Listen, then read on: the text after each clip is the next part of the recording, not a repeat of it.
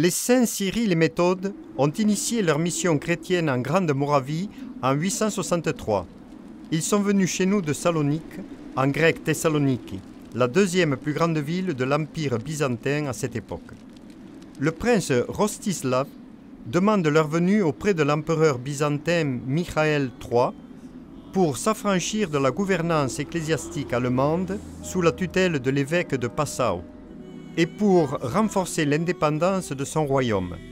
L'empereur Michel entend les vœux du prince et envoie les deux savants grecs en Moravie. Il s'attire vite la sympathie des indigènes car ils prêchent la foi en leur langue, le vieux slave. Constantin, plus connu sous son nom religieux de Cyril, avait traduit des livres liturgiques ainsi qu'une partie de la Bible en vieux slave, avant même son arrivée en Moravie. Pour cela, il avait créé l'écriture dite glagolitique. Or, en 864, Louis le Germanique envahit la Moravie et le prince Rostislav doit autoriser le rapatriement des prêtres latins.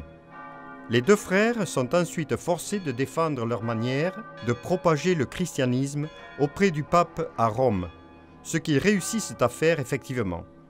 Pourtant, Constantin, épuisé, n'est plus revenu en Grande Moravie. Il reçoit son nom religieux de Cyril et meurt à Rome en 869. Méthode, au contraire, y revient, mais il doit braver les intrigues de l'évêque de Nitra, Viching. Suite à la mort de Méthode en 885, ses disciples sont chassés et en Grande Moravie, il ne reste rien de l'église slave. À l'époque de la prise de conscience nationale, la chapelle royale, située sur la place des Dominicains à Brno, est dédiée aux saints Cyril et Méthode. Ambassadeurs de la civilisation nationale et partisans de l'Église homogène, ils sont patrons non seulement de notre pays, mais aussi de l'Europe. Saint Venceslas, principal patron du pays de la Bohême, est un personnage autour duquel existent de nombreux mythes. Mais il y a peu de renseignements historiquement véridiques sur ce prince des Przemyslides. Il est probablement né en 907 et est élevé par sa grand-mère Ludmila dans l'esprit chrétien. Il a dû recevoir une éducation sans pareille à son époque. Il a été enseigné par les prêtres slaves en vieux slave, en latin et en grec. Sous son règne, le pays de Bohême florissait.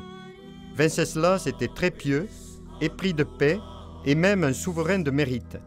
Il donnait ses biens aux pauvres et aux malades, recueillait et foulait des raisins pour son vin de messe, cuisait des hosties, payait régulièrement les impôts au souverain germanique Henri Ier l'Oiseleur pour maintenir la paix. Sa politique chrétienne était une épine dans l'œil non seulement de sa mère païenne Drahomira, mais aussi de son frère Boleslav, qui l'a fait assassiner à Stara Boleslav le 28 septembre 935. Le jour de sa mort est commémoré comme la journée nationale de l'État tchèque. Saint Venceslas était un des patrons de la chapelle royale qui se tenait sur la place actuelle des Dominicains à Brno.